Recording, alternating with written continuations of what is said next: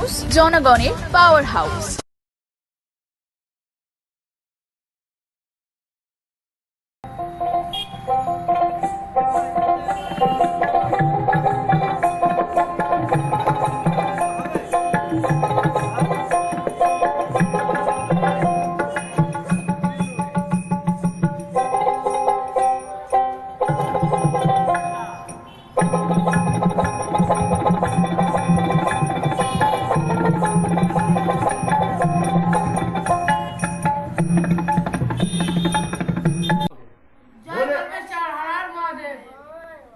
भोले बाबा बाबा पार करेगा, भोले बाबा पार करेगा, भोले बाबा पार करेगा। हर हर महादेव, हर हर महादेव, हर हर महादेव। जय कल्पेश्वर, जय कल्पेश्वर, जय कल्पेश्वर।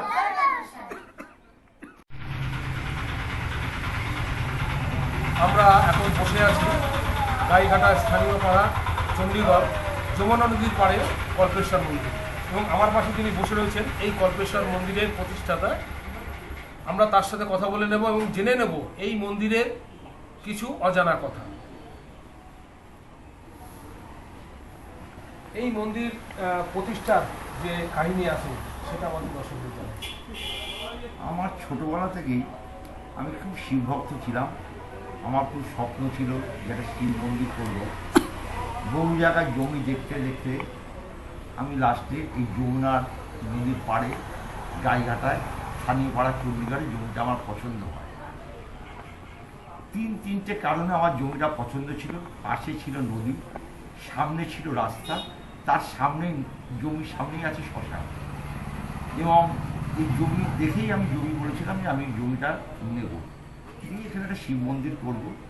আমি আর চেয়েছিলাম যে যদি ইলেকট্রিসিটি থাকে, ইলেকট্রিসিটিও আমাকে কল্পেশ্বর বাবা পাইয়ে দিয়েছে। আমি যা যা জমি কেনার জন্য টেরিটরি ছিল আমি সবকটাই এখানে আমি পেয়েছি।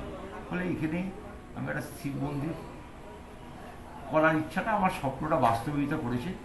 আমার যে কল্পেশ্বর মন্দিরের শিব মূর্তিটি, সেই মূর্তিটিও আমাকে আমেরিকা প্রবাসী মিস্টার স্বর্গীয় অমরেন্দ্র মিত্র, নন্দা মিত্র আমাকে এই বিগ্রহটি দান করেছে। বহু লোকের সহযোগিতা, সাহচর্য দানে এই কল্পেশ্বর মন্দিরের সেবক হয়ে আমি তৈরি করে গড়ে তুলছি। এই কল্পেশ্বর মন্দিরের নামটা বা এখানেই যে মন্দিরটা করতে হবে, এই ভাবনা চিন্তাটা আপনার মধ্যে আসলো কেন? এটা হচ্ছে আমার কল্পনার ঈশ্বর কল্পেশ্বর। বহু জায়গায় জমি দেখেও আমি কোথাও জমি কিনতে পারিনি। বিভিন্ন মঠে মন্দিরে আমার মাকে, বাবাকে, আমার স্ত্রীকে দেখতাম বিভিন্ন মানত করতে, কাঁদতে। সেই কান্নার বিভিন্ন সুফল পেয়েছিলাম বলেই হয়তো এই মন্দিরটি আমি করতে পেরেছি। তখন থেকেই স্থির ছিল যে আমাকে যদি ঈশ্বর সুযোগ দেয় আমি একটা শিব মন্দির করবো, সেখানে লোকে এসে এরকম তুলে দিয়ে যাবে। বছরে কয়বার এখানে পুজো হয়? মানে বাৎসরিক পুজো এবং বাস্তবিক পক্ষে এখানে বছরে 3টে অনুষ্ঠান আমি করি। এক হচ্ছে পৌষ মাসের পূর্ণিমা আমার বাৎসরিক উৎসব, দ্বিতীয় হচ্ছে শিবরাত্রি, তৃতীয় চরণ। কতজন জনসভা হয়? আমার বাৎসরিক উৎসবে দূর দূরান্ত থেকে সাধু সন্ত আসে, 5-6 হাজার 7,000 লোকও হতে পারে, হয়। এই কল্পেশ্বর মন্দিরে এসে মানুষের মনোবাসনা পূর্ণ হয়, সেটা আপনি দেখেছি বলেই তো আজ এতটা আপগ্রেডেশন আমি করতে পেরেছি। আপনার আগামী দিনে চিন্তা শুধুমাত্র মন্দির নিয়ে কি আপনার চিন্তা ভাবনা, না একটা কোনো সামাজিক কর্মকাণ্ডের আমার তো ইচ্ছা, আমার একটা অরফ্যান কিংবা বিকলাঙ্গ, আমার খুব ইচ্ছা বিকলাঙ্গদের নিয়ে সেবা দেব। আমার নিজস্ব একটা মেডিসিন শপ আছে অ্যালোপ্যাথি, বর্তমান বন্ধের মুখে। আমার 84 বছরের বৃদ্ধা মা আছে। আমার মা গত হয়ে গেলেই আমি কল্পেশ্বরে পুরো ডিভোট হয়ে যাব।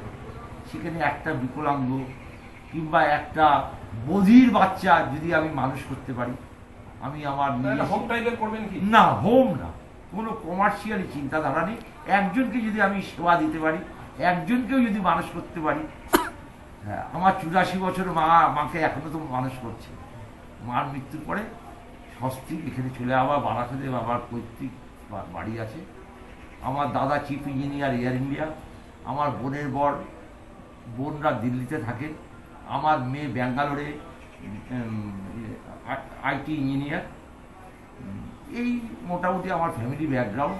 এদের কৃপা, এদের যদি সাহচর্য পাই, আমি একটা দুটো বাচ্চাকে মানুষ করতে পারবো। আপনার নাম? আমার নাম সুভাষিস বসু, ওরফে সবাই এখানে টিঙ্কু বলেই চেনে। কাট।